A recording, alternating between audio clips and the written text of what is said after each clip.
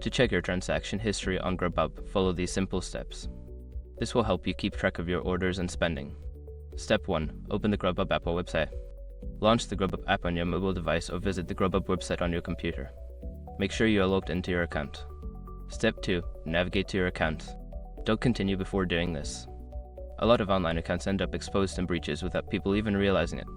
Use SROC to constantly monitor your email and accounts and get alerted immediately if your information gets leaked online.